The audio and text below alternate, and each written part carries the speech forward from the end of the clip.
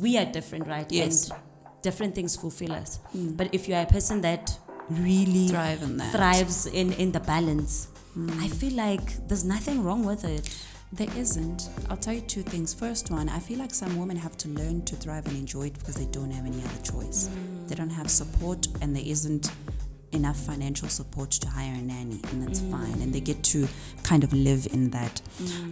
But here's what I always say around purpose, kids, partners, whatever it is, anything. I always say that the moment you let anyone take you away from your purpose, you've made them your God.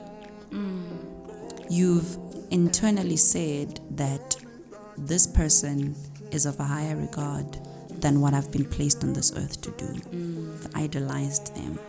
So we're not to idolize our children, we're not to idolize our partners or people's opinions or anything, but we're meant to look at God and say, and really trust that God will help you raise this child. This child belongs to God, and I've told myself that. I'm like, this kid belongs to God. Absolutely. And I'm just in the process of helping, and God will lead me. Sometimes when I'm working from home, there's just a nudge to say, just go spend time with her.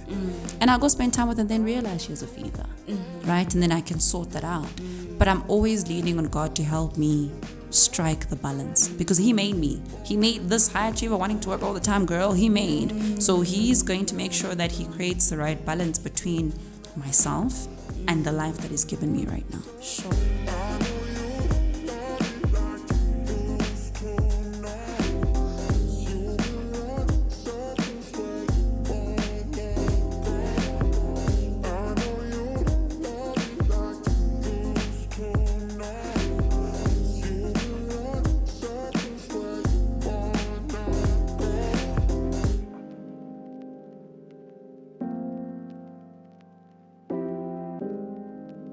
Hi guys, welcome to this week's episode of Mental Health and Motherhood with Wiledi. I am so excited for this particular episode. We've been trying to do it for a while. So excited that it's finally here. My guest today is an incredible, dynamic, hardworking woman that inspires me a lot. She is a sales expert. That's what her bio says, and I think she's doing pretty good with that.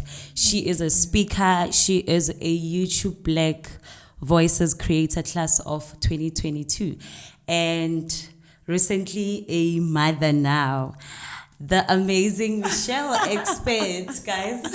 Hey, how are you? I'm good. How are you? I am good. I'm so excited to have you here. I'm excited to be here. Thank you for having me. Sure. So excited. You know what? I have this memory of this video I bumped into, I think 6 years ago, 5. Have you been on YouTube for that long? Yeah.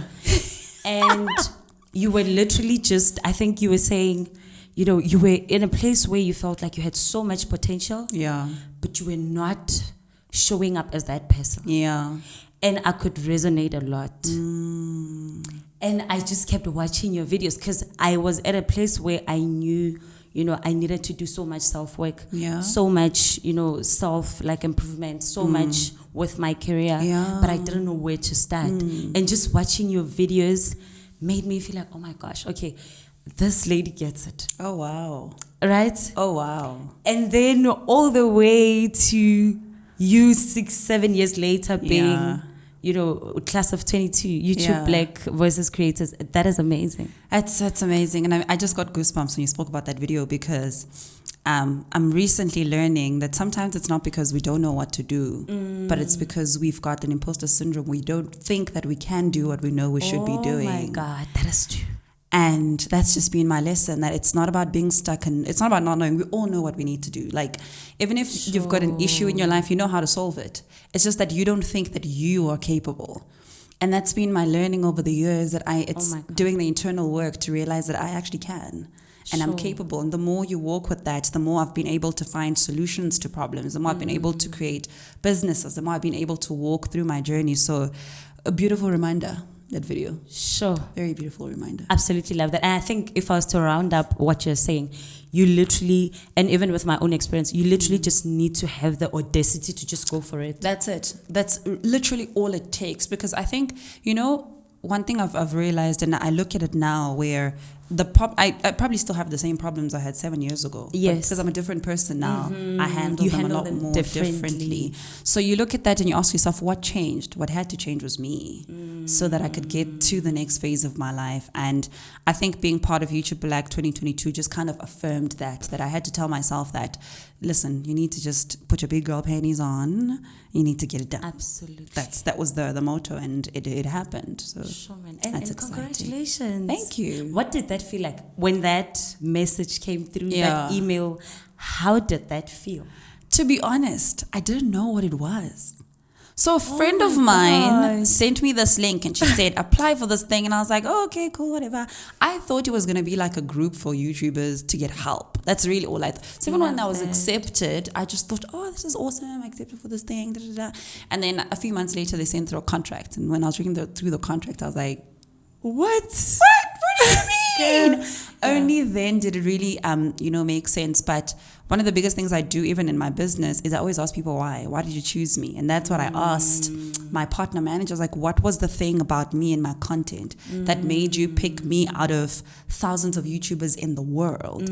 And they said to me, nobody just does what you do. Sure. And that is true. Yeah.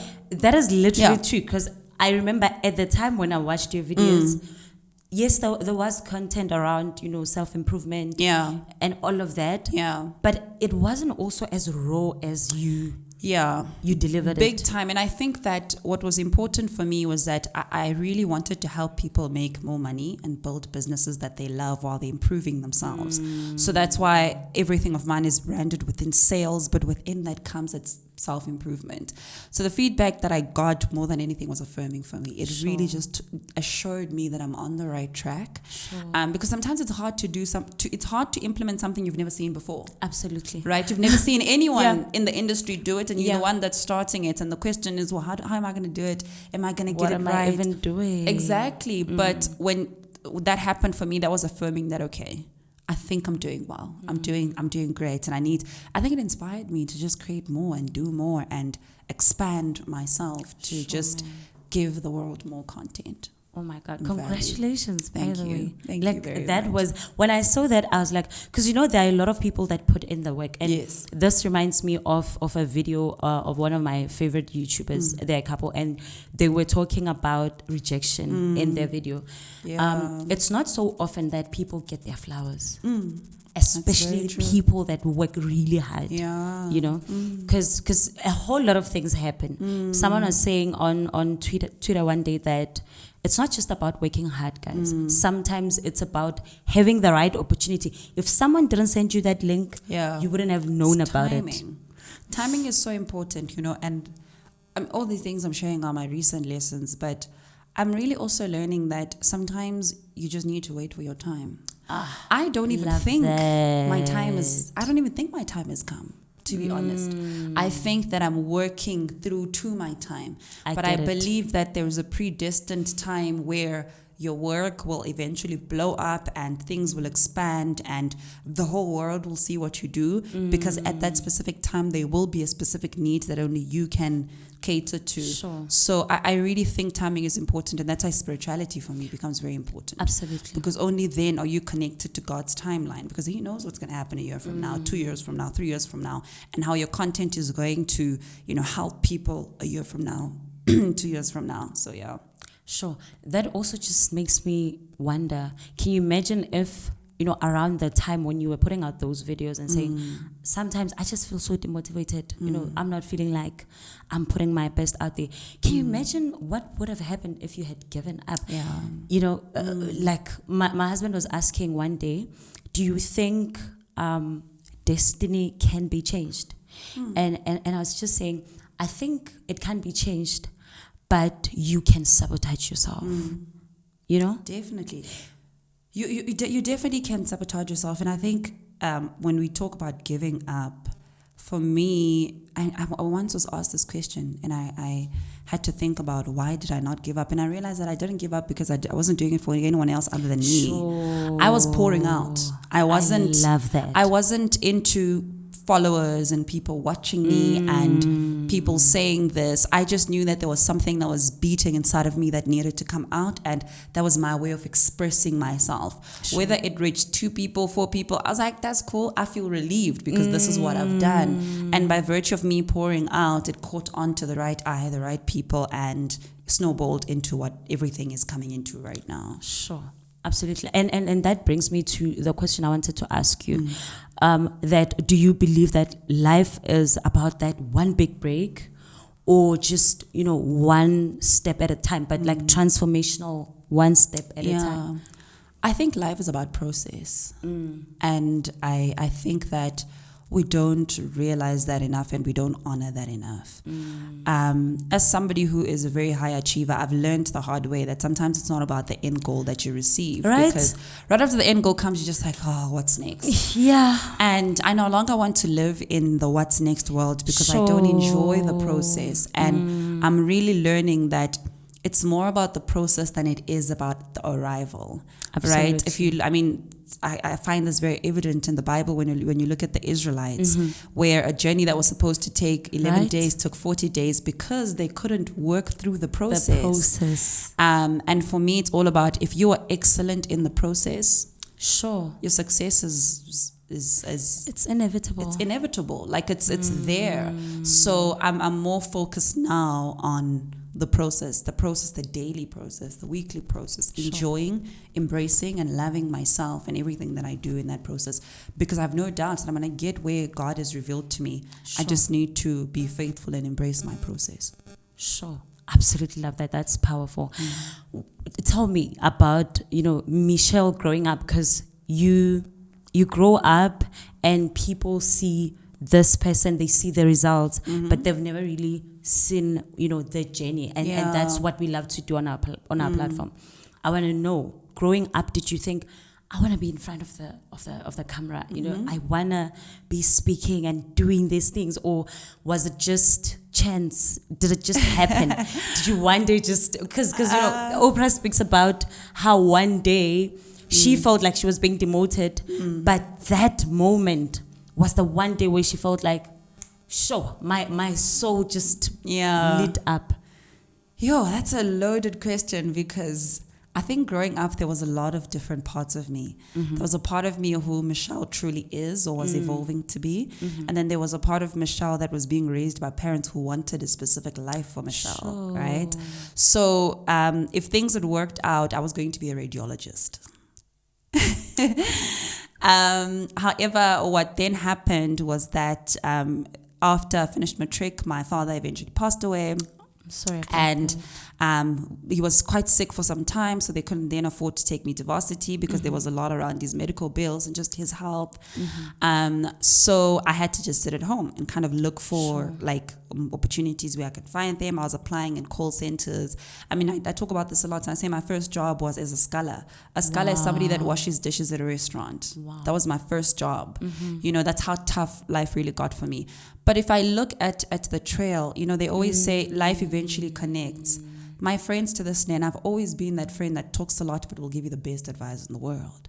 I've always been somebody that has a lot to say, that wants to impart knowledge and things on people, So I think that followed me over time.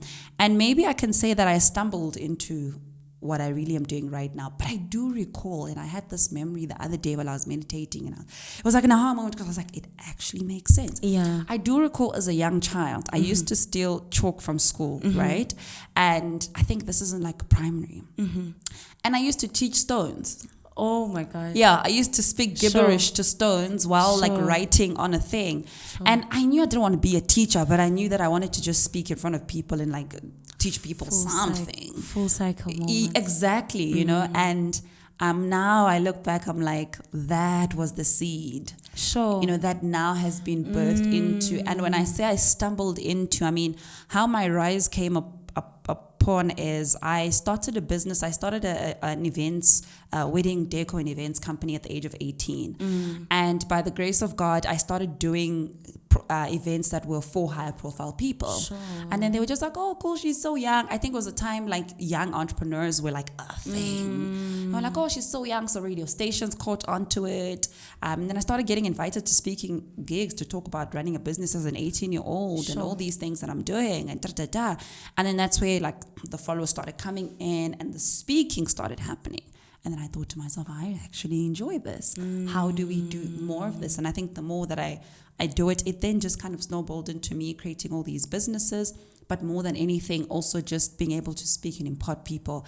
And only, I think, about 3-4 years, maybe let's say 2 to 3 years ago, did I then had to sit down and say, okay, how can we be intentional about this gift that you have that clearly has been serving? How can we be intentional to now create a business out of it, earn and give people value in the process? Sure. Talk about life being like an evolution of consciousness, right? Yeah.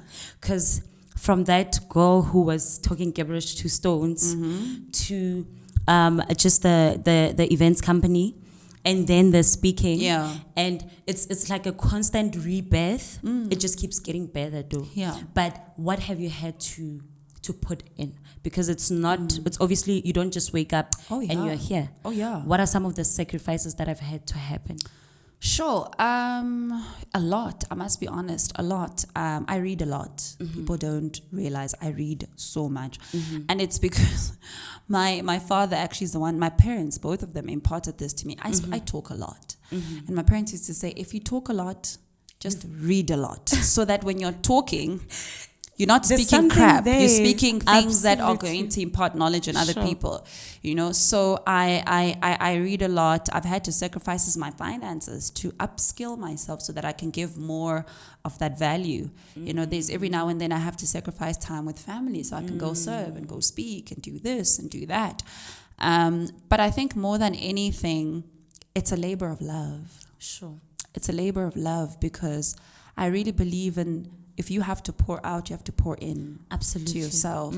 So I always ask myself, I always equate the amount of pouring in that I do to the amount of pouring out that I do. So that's why it's important for me to read a lot, to take different courses, to constantly have conversations that empower me so that they can help me kind of pour out, to read the Word of God, to be in prayer, to fast, and all these things, because I think that they come together and then they create an overflow. Absolutely. So I'm possibly in a constant process of creating overflow within my life. Sure. And I mean, think about it, right? Even if you are praying for something, you've got to be in a position where you are preparing to be the person that is ready to take on that blessing. Yes. Because often we want to pray and you don't want to prepare yourself to be the person. Because who you are right now, it might not be able to handle the prayers, the blessings, you know, of some of the prayers that you are praying. And I think what a way to equip yourself, right? It's such a powerful tool, and I think that this message needs to be passed down the church a lot. Sure. Because I feel that to an extent we use God as this genie that just performs magic in our minds, in our hearts, and everywhere around us. And we don't realize that the Word of God says that you were given authority and that the power of your life and death is within your tongue. Sure. And essentially what comes out of your tongue would have manifested in your mind. And we need to constantly realize that we have to do the work. Sure. It's like you can't run away from that. And I have come across a lot of people who will be fasting and praying and they want God to do this one. Like, okay, great, but what are you doing? As somebody who's been given authority on this earth to bind things and loose things, and it's not to loose ifela, you know, it's to loose even the bondages that are within your mind that are holding you back. It's to loose all those limiting beliefs, those traumas that you have that you need to get past so you can get into your purpose. So I think that personal work, internal work is one of the fundamental keys to you living your purpose. Big time. You know, earlier you spoke about how you can sabotage your own destiny. I think it has to do with your ability to be self-aware and to start working through the process of discovering and coming to yourself more. You can only do that with God. Sure. Absolutely love that. What do you have moments where you feel like, shush, I'm doing great, but is this real? And fear sets in. And if you do have those moments, where do you go? How do you ground yourself? How do you center yourself?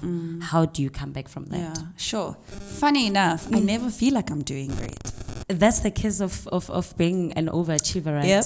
Because you actually have the vision in your head, and with each mountain that you're able to climb to the top, you realize how you still have a long way to go.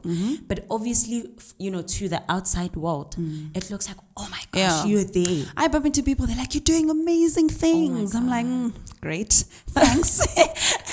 And I almost become awkward. And I've realized that it doesn't come from a point of not appreciating how far I've come. It just comes from a point of this vision, like you're saying, that it's so big. So I really, to be honest, I think my process is reverse. I really feel that I'm doing great. I feel like I have to sit in moments where I'm like, I need to practice gratitude and honor myself and realize that I'm doing amazing things. I'm doing things that little old me would not even imagine, right?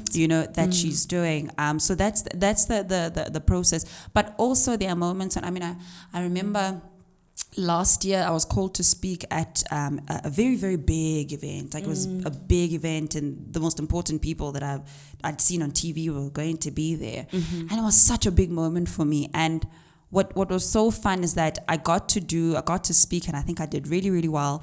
And when I walked off the stage, I thought to myself, this is it.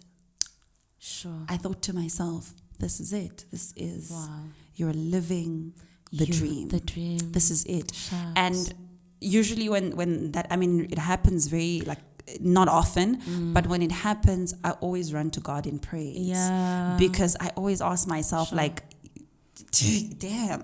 Yeah. I think that when we dream, to be honest, when we dream, we don't really grasp the fact that we might actually live the dream. We tend to underestimate the dreams. Yes. But also I think sometimes without even knowing, we underestimate just God's intentions for our lives. And how soon God can deliver. For me, that was a big thing. And that's preparation then becomes very important, because you pray for these things. You're like, God, like your word says that you will present my gift amongst kings, and then tomorrow you get a call that you need to speak on Power FM. You're just like, damn, what do I do? What do I say? So I think that's why preparation then becomes important, because you're already making those prayers, God can meet you halfway, because you already are prepared. So, and I was saying to someone the other day, don't embarrass God. I think that's my biggest fear, right? Because, and sometimes it has me thinking, do I want to go ahead with this? Because you really have to question yourself, because he's proved that he can do things. Yes. But the question is, can you? Sure. The question is, can you? So how do you not do that? You prepare. You prepare. And sometimes you prepare and it might not go so well. Sometimes you prepare and you don't like how you perform. I've had moments like that where I'll get to speak at a big stage, and then the first 5 minutes I just mumbled and fumbled because I was so scared. I was looking at everyone's eyes that are there, and then I eventually get the hang of it, and I'll cry about it, but I eventually forgive myself to say, you know what, I think after I've like put everything together, I made myself proud, and I think God's proud of how I represented myself / him in that process. So that's what I'm saying. It's process, and process means there's a lot of this. It's not one thing that's like, I'm making it, I'm so successful, I'm doing so. You're gonna have down moments, and you're gonna have high moments, and you're gonna have to do a lot of internal work. For me, has been the biggest. I can't imagine where I'd be if it wasn't for just doing the internal work. It's absolutely evident. It's and I think that's why when I stumbled upon the words, like life, it's an evolution of like this conscious evolution of being intentional about where you're going, and being very intentional about who you need to be when you get there, what skills you need to have when you get there, because I think often we subawal things, but are you really prepared to work the hours that Michelle works? Are you really prepared to make the sacrifices? Yeah, it's not as easy, and I think that I always say to people on my social platforms that when you subawal, you must also subawal the work ethic. You know, and the challenges as well. Exactly. Don't well everything. It's like in the Bible, when you well Joseph, you must well his process as Absolutely. well. Will you be able to handle the process? But to something that you said, which was so powerful and important to me, is that I always say to people that if you are a child of God and you believe that we are made in the image of God, you need to be able to then have not even a full, because we'll never have a full understanding of God, but an understanding of God from what you have access to, right? What is God like in the Word of God? What is the character of God? And God is intentional. Sure. Right? Very intentional. God is intentional. You look at the whole New Testament when Jesus was born and all of that, and people wanted to kill Jesus, but God knew what he was doing, and he still proceeded with the plan when no one understood it. So if we are made in his image, we've got those characteristics. And that's why I go back again to internal work, because when you do internal work and you realize that I'm made in the image of God. God is a God of vision and a God of intentionality. He has to then reveal to you what that vision is, and he will give you daily strength to walk through that process for yourself. And sometimes, someone was asking me, how do I stay so motivated? And I said, quite frankly, I don't. I know. I don't. It's like daily. It's discipline. It's discipline. Daily, I have to tell myself that this is what I need to do. Some days I just want to spend the day with my daughter and cuddle and play and do nothing. But I have to get this work done, mainly because I know that there's a vision in mind and there's this plan that I need to put in process. So you have to then mirror yourself to your maker. In whose image you are made of, and then start walking that journey. But you can only see that if you read the Word of God, because that's how you learn his character. Sure, I love that. Absolutely. And it's very tricky to find the balance. But how do you find the balance between the discipline and making sure that you take care of yourself, and you know that when it's time to rest, you honor that? I'm learning that. I'm learning that because I work in flows. That's the person that I am. So when I say I work in flows, I mean, if a creative flow sits on me, I run with it. And it can run for an hour, it can run for 2, it can run for 3. And I will try to get as much work done while the flow is still present with me, so that once I'm out of the flow, I can do mundane stuff. So sometimes it's hard when a flow comes to you at 9 o'clock. And then at like 1 a.m. you're still in the flow and you just like, I need to raise customer. But I think it's about finding the dance daily, you know, and I think I'm slowly moving away from being extremely rigid in my planning to allowing the flow to happen. So I'll see, okay, can I adjust here and there? What can I do? What can I not do? And how do I make sure that I deliver? For me, what is important is to deliver what God has impressed in my heart. And I'm happy to adjust things around. So finding balance is a daily thing, to be honest. It's not a big hoo-ha of having this schedule. Like today, you know, you have got this perfect schedule that happens. Right. And things come along the way. And I had to just sit and say to myself, you know what? This is just a process. It's going to work for you. You're doing well. Everything that needs to get done today will get done. And let's just take today by the day and rock it. Sure. How did you get to a point where you just, started to feel like, I'm confident within myself. I'm enough. If you are, if you're having, how do you get there as a person? Because, there are people who are like, oh my gosh, you just seem to have so much confidence. How do you get there? I'm not sure how I feel about, who I am. So what has that process looked like for you? For me, this is going to be interesting because, and I'm in the process of currently learning this, right? So I think the reason why I've worked so hard over the past couple of years is because, and I realized this recently, I wasn't doing it intentionally, is because I was doing what they call revenge success. I was proving a point. I can relate to that. To every single person that said I wasn't going to do it. Absolutely. I was proving a point to every single person that laughed at me for not having something. That spoke bad at me for not doing things the way that they do. They do them. For talking bad about my family situation at a point. I was proving a point for the longest of time. And that was my biggest driver. My driver was like, you're going to see me. And when you see me, you're going to see me on a billboard. And it wasn't the only, but I realized that it was a part of a big part of my drive. And I think I've grown over that. I've even lost contact with even like those people that I was trying to prove a point to. And now I got stuck actually at a place where I felt like I don't have drive. And I remember saying to my partner, I need to meditate because I feel like something is missing, but it's not, really going well. And then after I did it, after a couple of days, I realized that, that's it. I've nobody to revenge anymore. You don't need to prove a point anymore. I don't need to prove a point anymore. So I need to look for another source of drive. Because before I was going, because I was like, you're going to see me, and now I'm just like, how do we work from a place of joy, from a place of peace, from a place of purpose? And only now I feel like, or maybe over the past 2 to 3 years, I feel like I'm in that space where I'm saying, I am doing this work because this is my life's work, because this is what God has placed in my heart. And I'm doing this work because I want God to say, you good and faithful servant. So I feel like only recently it's coming from a point of me and pouring out.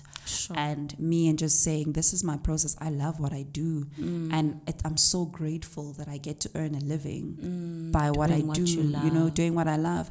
So how do we carry that work on? But yeah, before it was just, you're going to see me. I was just saying, I what you said just tied in so nicely with what I wanted to ask, that what's the foundational base of your life, of your purpose? If anybody was sitting there and they see the work that you're doing, but they really wanted to understand what the foundational base of all that you do is, how would you describe that? I've never been asked that question before. I don't know how I would describe it, to be honest, but just at the top of my head, it would be to serve. Sure. It would be to serve. It would be to live within my purpose. Sure. I am a strong believer that we were all brought on this earth to do something. And maybe the answer to that question would be, it's me just doing my thing. It's me just doing that thing. That when God says, I knew you before you were formed, He knew that about me. Absolutely. And He placed that in me. And it's also just me pouring out, I say pour out a lot because my work is just an extension of who I am. Absolutely. It's an extension of everything that God puts in my heart. So it's, I think those would be my two big things. It would definitely be pouring out and serving. Sure. And I think you're doing great. You're absolutely doing that, because I can absolutely, I promise you, when I saw that video, those years back, it's that one video. I've watched so many videos, but that particular video, and I think you even cried. I was just like something happened in me, and I went and I followed you on Twitter, right? Yeah. And every day I'd retweet, right? Because it felt so personal. It felt so personal. Yeah. And I stopped retweeting every day when that announcement for YouTube Black came. Yeah. Because I felt like, finally. There you go. You've got the flowers. That video was so personal to me. And I'll tell you what happened with that video.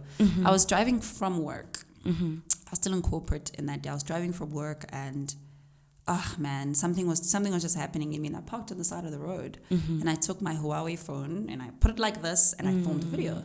And I remember being so frustrated because I felt like you can do so much. And my partner shared this thing with me. I don't know how to say it properly, but it's like you get in a phase where you feel the thing that you're meant to be beating beneath who you currently are. And it just keeps banging and banging. It wants to be let out. And sometimes you don't know how to do it, or you feel like you're not capable and I think I was in that moment where I saw more, I wanted more, but I just didn't think I could do more. And I felt to myself that I keep keeping this thing in me. And I mean, already at that time, I'm currently doing a radio show on UJFM. I'm doing things. Someone could say, but what do you mean? Exactly. I'm currently, I'm moving with my side hustle. I'm still in corporate, but I'm still doing a couple of things. But I just be like, there is so much more that I need to do. And I remember taking this video because I said to myself, I need to publicly declare. Yeah. Accountability. Yes, I need to publicly declare that I'm going to believe in myself. I'm going to put myself on the spot and I'm going to do more. Because once I post it, I have to get it together. And You have no choice. I didn't even edit. I filmed that video. Oh my God. I posted it immediately while I'm on the side of the road. It was traffic. Posted it immediately while I'm on the side of the road. I sat there and I had a breathing moment and I drove home. Wow. And I said, we've made the public declaration. Let's go. And Sure. I recently did a video on my YouTube channel that I actually posted, I think it was last week or the week before last. And I was just sharing about how sometimes God reveals things to you and they take time to manifest. Sure. And sharing my story that was 2018. And I can guarantee you in 2022, only now, I feel like I'm living my dream. That. You know, Sure. but God revealed it years ago, and Yeah. I could feel it in my heart. And when I say like I'm living my dream, it doesn't mean I've arrived. I'm just saying that like I'm living that girl's dream, but now this girl has more dreams. and we're just constantly going and going and going. Sure. What you said, I usually describe it as God. Just initially, he goes, he whispers actually, Yeah. and then he goes. And then he goes, Yeah. and then one day he just pushes you over a cliff and you feel like, oh my gosh, what's going on? Yeah. And you've got no choice but to move. Definitely. And I always say that I don't want to pay the school fees of life. I don't want to be knocked over to get things done. Yeah. I don't want that. I don't want to be shaken. I want to be able to listen at the first or second whisper and then get it moving. Because there's still so much grace around that. Exactly. When you are pushed, it's painful. it's It's painful. I have a lot of incidences in my life where I've been pushed before and I didn't like it. But I knew that I should have made that decision years ago. Sure. But got to a point where God pushed me and it was just like, no, I should have listened at the first whisper or at the first shout before the pushing. Sure. So you've recently, just became a mom. Yes. How was it just finding out that, oh my gosh, I'm going to be a parent? I froze. I didn't know what to think. I was just like, what? Me? It happened at like the steady peak of my career. So it was very unexpected. Oh my God. Yeah. Unexpected? Very unexpected. It was what? What do you mean? But nothing is 100%, right? Yeah. So it was one of those, but it was just joy, man. Sure. It was just joy. I think my partner and I we were really looking forward to how it was going to change our lives and also just what life would become. It was just joy of the newness. You know, I'd always seen myself as a mom, but the fact that it was coming to reality, I was like, oh man, Shucks. you know, so it was, the finding out was beautiful. And I think the process of the pregnancy as well was I couldn't wait. Sure. I was like, hurry up, I want to meet my person. It was so exciting. And then you meet her and what goes on in your head? I say to people that having a child gave me superpowers. Yeah, absolutely. It's like the moment I gave birth, I wore a cape and I was like, let's rock. Yeah. It gave me a different drive I never expected. It gave me confidence, which was so, Right? like, I was like, what? Because you can't be modeling confidence you don't have. Exactly. I was like, listen, I made my own person, so I know what I'm talking about. Absolutely. So it gave me a lot of confidence, and it's been so beautiful watching her grow, watching her become her own person. I can only be grateful to God for trusting me in that journey to like just be a custodian to raising this child into what God has called her to be. But it is so, just talking about her makes me miss her. Just like, now I just want to go and like snuggle Sure, man. and play with her. Sure. What shocked you about just the 4th trimester? Giving birth. Giving birth. What is that? Oh my God. Oh. Tell me about it. I gave birth naturally, okay? With no medication, nothing. I was like, why do we do this? Wow. I was like, what? Wow. And I know it's romanticized, right? A lot. It's like, oh, you're just going to get... What? What do you mean? Yeah. Oh, it's the giving birth for me. That was a lot. It's the labor pains to giving birth. That's just like, okay. At some point, you feel like you're between heaven and earth. Yes, you're like, oh no, take me to the king, please. Yes. That's where you are. But it was really amazing. I think the last trimester, like my excitement peaked. Sure. because I just could not wait. Sure. It's like the kicks are more harder.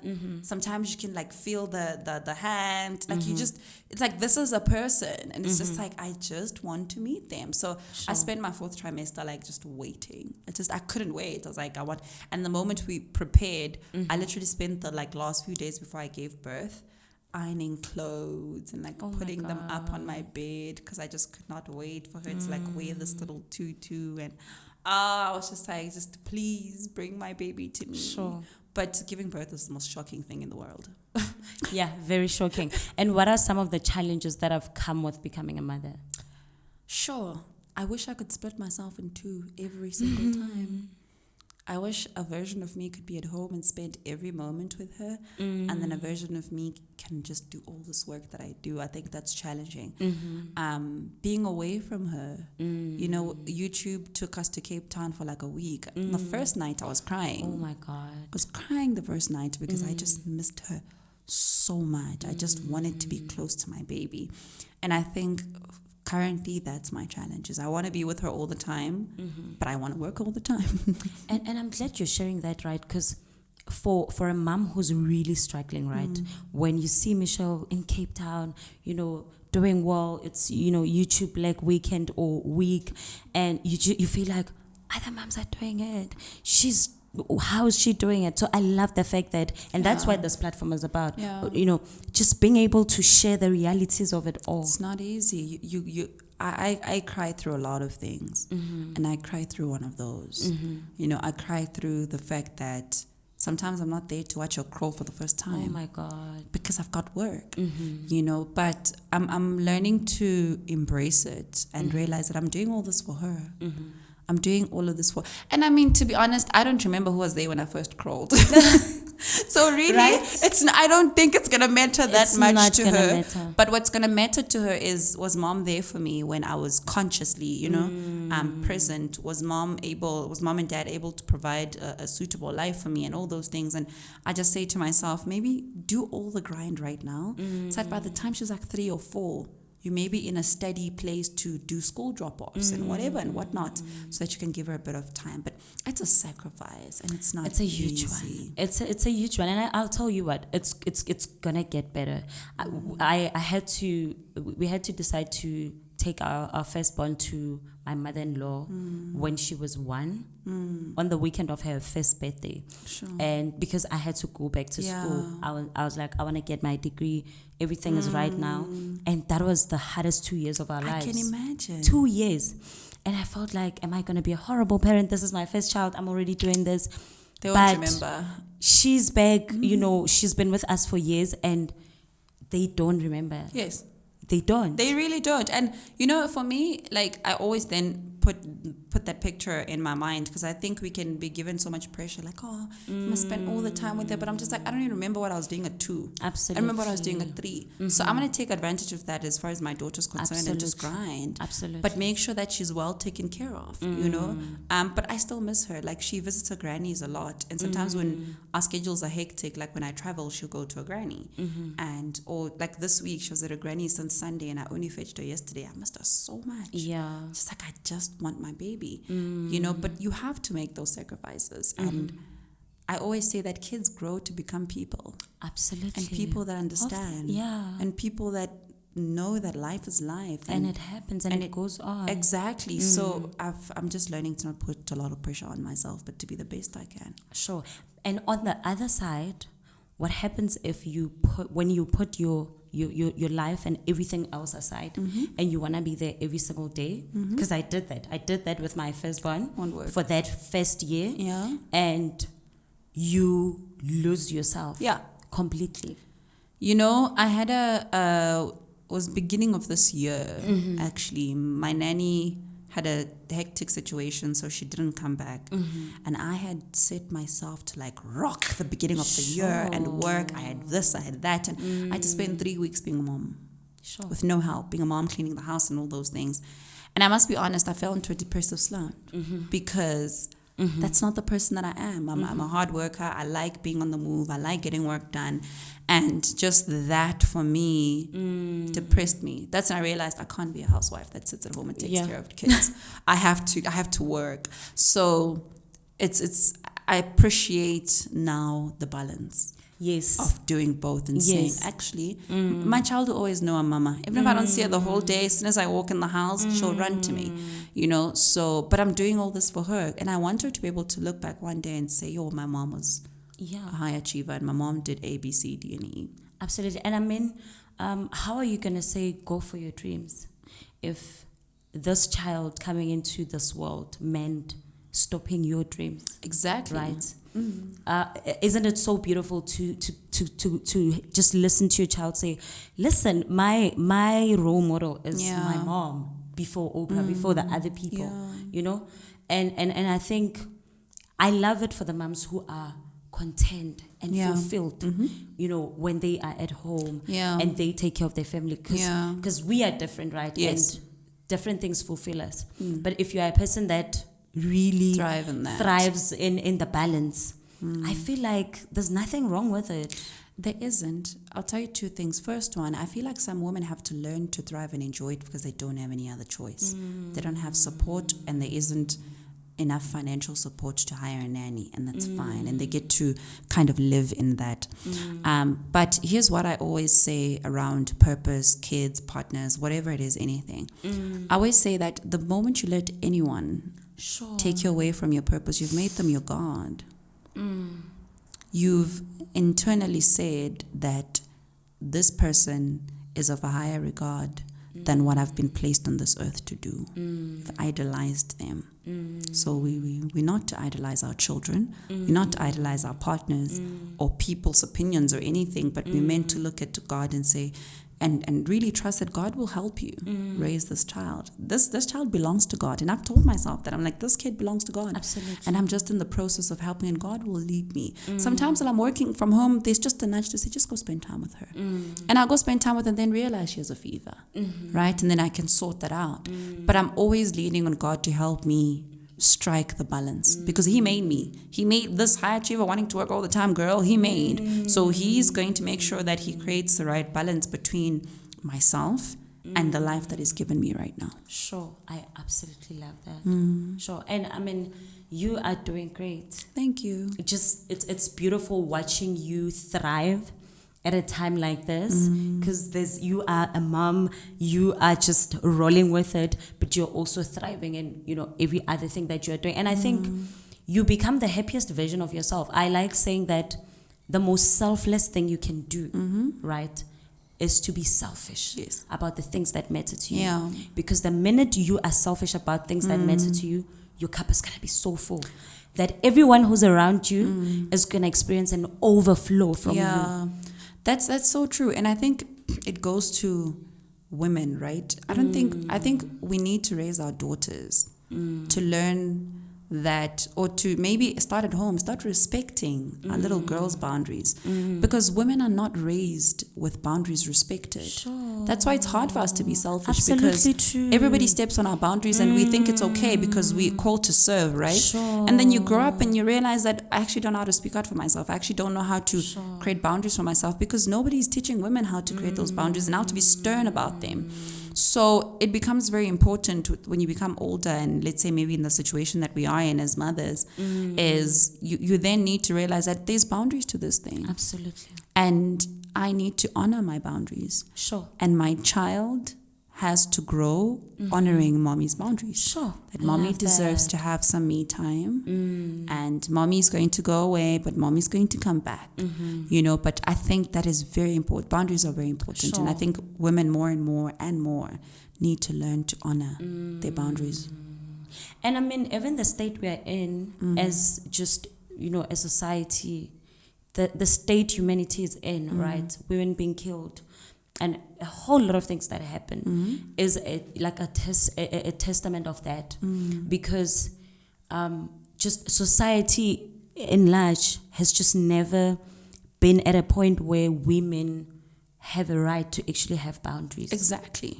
Exactly. So that's why, we talk about abuse and a lot of things. And I think mental health problems. Sure. I think part of it, what's really at the core is we don't know how to establish boundaries. We've never been taught how to work around boundaries at work, in our romantic relationships as well. And I think that when women learn that they actually can set boundaries and they learn to set them and they learn to stick to them, they will be much more happier. Sure. What do you hope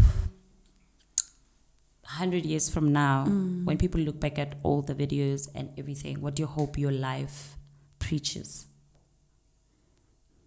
That God was with her. Shucks. And she moved with God. She represented who God is at her core. I want people to just see the fullness of God in everything that I touch. And in everything where my name is on. It must scream God. It must get you to want to get to know God a bit more. It must get you to want to pray more. It must get you to want God more for yourself. Yeah. Sure. This is reminding me of something I saw yesterday. Rory Sang has started a whole movement and she's saying, we are called the God this, God that, Jesus this, Jesus that tribe, There's no sentence without God this, God that. Yeah. And she's like, no, let's own it, guys. Because, and I was saying, someone said to me after I did an event last year, and, people came out saying, oh my gosh, it went well, whatever. And I kept saying God did that because I've been in the process, right? And I saw the process, and there is no way I could have done it without God. And even from the vision, and I think it's so important, and I think that's another thing, right? I'm diverging here, but pardon me. We live in an era where it's so easy to get very arrogant and think it can be about you. Yeah. Sure. What's the importance of being grounded and really understanding that God needs to take the glory for it? Yeah. I'm going to say something very interesting. And people say that we are God this, God that, God this, God that generation because they have this outward understanding of God. They have an understanding of God as in, this is Michelle, God is like in heaven. And Michelle always talks about God, right? Whereas the right analogy, God lives in us. Yeah. God is within us. The essence of who we are is God. It's not an outward thing that we go see every Sunday. No, it is within us. We move with the Holy Spirit every single day, who is the essence of God. So ultimately, even the word of God says, do you not know that you are God's? So I think the language for me and how I always work around that is having the full understanding of that God lives in me. And I need to trust. That's why it's important to do things like meditation, reading the word and praying, because what you're doing is you have to take away everything that the world is giving you so that you can create space for God to live in you, to live in your mind and in your heart. And when you walk like that, your thoughts must be inspired by God. Sure. The things you say should be inspired by God. And that's why it is important for us to be grounded. I think maybe being grounded is not the right word that we're looking for. I think it's aligned. Yes, it's important to work in alignment. I love that. It's important to work in alignment with who we are, the essence of who we are. Like, look at Jesus, right? Jesus comes in the New Testament and he's talking about how I and the Father are one. And people thought he's boasting, this guy. Sure. Yeah, they thought, he wants to equate himself to God, but because he knew who he was. And he wasn't willing to shy away from the fact that he is called the Son of God. And he then says that you guys will do greater things than this. And I'll send the Holy Spirit, and the Holy Spirit will be with you, and you will do mighty and greater things. Why do we not walk in that? And I think maybe sometimes it's what hinders us from tapping into the fullness of God's power, is that we disassociate ourselves with it when we don't know that it is within us. So we need to walk in alignment with who we are and realize that from our rising and our sleeping, we are with God, within and around us. Powerful. how do you take care of your mental health? Because you are working, you are helping people with their businesses. Listen, there's a whole lot. You're a mom. Yeah. So how do you stop and take care of yourself and your mental health? Because when your mental health is not fine, everything else crashes. So I do a lot of prayer. I do a lot of reading the word. But more than anything, I've been introduced to other external ways you can take care of your mental health, like meditation, being able to silence my mind. I'm really learning to do that very often. How do you do that? Because that's a tricky one for a lot of people. So if you Google on YouTube, like silencing the mind meditation, you'll get guided meditations. So you can get a guided meditation on YouTube that you can sit through and have somebody talk you through it. So silencing the mind sometimes, or in my experience, has been directing your mind to something else other than what is consuming you, right? So the guided meditation can guide you into, maybe you are in a forest and whatever and all these things. So I'm learning to meditate a lot. I'm learning to also spend time with myself. Sure. That's very important to me. It's a big one. I am learning to date. I recently went back to the gym. I enjoy that. That's me time. There's another thing that I remembered very well, but I completely forgot. Journaling. Yes. Journaling for me. It sounds cliche, but it's so good. So good. Yeah. It's almost like I'm facing myself, and that helps me a lot. And sometimes I could be having this like depressive episode, and then I journal, and then I'm just like, you're very silly. What is that? Like, what is that? Yeah. Stop it. Yeah. This is nothing, Yeah. And then I get back to my normal self. So I think taking care of your mental health is all about finding another place, an outlet. Very true. Because the core of anxiety is overcrowded in your mind. So you need to find practices that help you take that out. The other thing that works perfectly for me is breathing exercises. Sure. I do those a lot, especially when I feel the anxiety. You'd be surprised at how breathing can regulate your nervous system. I was like, this is remarkable. Just breathing, but breathing in a certain way that changes things around and just has you calming down. And so those are just the few ways I take care of my mental health. Sure. Do you think there's still anything out there that could spark the light in you more than, everything else you've done that, has so far? I think so. I think so. And I'm looking forward to it. I don't know what it is, but I was saying I feel like I'm in the season of more. I think I posted about this the other day. And I was like, 2023 for me is like is more. I don't know what more looks like, but I feel like there's more out there. And I feel like God is about to do more. And I feel like God is teaching me more. And I feel like I'm going to add more. I don't know what that looks like, but I'm open to receive. Sure. Yeah. So there definitely is. Like I said, I don't think my time has even come yet. Yeah. I feel it's just the beginning. It's just the beginning. And I think when my time comes, the world will know. Sure. Yeah. Sure. I have no shadow of doubt about that. The world is going to know. And when you say the world will know, I'm thinking about, just the fact that you're saying you've just started scratching the surface. And, I'm thinking about your billboard being in America. Yeah. And I'm like, sure, goosebumps. I cannot imagine what's coming. Yeah. It's there's so much more coming. And I believe that God is so much coming and aligned for me. He's revealed it to me. And I'm just preparing and waiting and walking and working. Sure. That's what I'm doing. But there's definitely more to come. Sure. What do you hope your daughter learns from you if she forgets everything else? Oh, everything. I hope she learns everything from me. I'm joking. Sure. I hope she learns resilience. I hope she learns that. I hope what I actually hope, resilience and a fighting spirit. Yeah. I think that's one of my biggest superpowers. You will never keep me down. I don't care what happens, but I will fight through the nail to get out and get on the other side. And I hope that's one thing that she learns, because life is going to throw curveballs at her as much as it throws it to someone else. But I hope that she learns to always fight. Sure. Because that's what her mom does. Her mom fights through everything. Sure. And she'll win. Powerful. And on that note, ladies and gentlemen, this was such an incredible episode of Mental Health and Motherhood with Waledi and my amazing guest. I hope you enjoyed this. Please don't forget to like, comment, share this video with your loved ones, anybody you feel would benefit from this. I will see you again next week. Until then, it's goodbye from us. Bye. Thank you for having me.